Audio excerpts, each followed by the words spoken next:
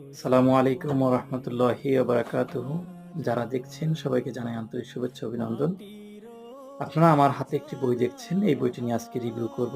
বইটির নাম হচ্ছে ফিলিস্তিন ও হামাস এক রক্তাক্ত উপাখ্যান। বইটির লেখক হচ্ছেন ডক্টর সাঈদ ওয়াকিল। এই বইটি নিয়ে আজকে আপনাদের মাঝে কিছু কথা বলবো। বইটি প্রকাশ করেছেন বিন্দু প্রকাশ থেকে। বইটিতে পৃষ্ঠা রয়েছে ১৩২টি।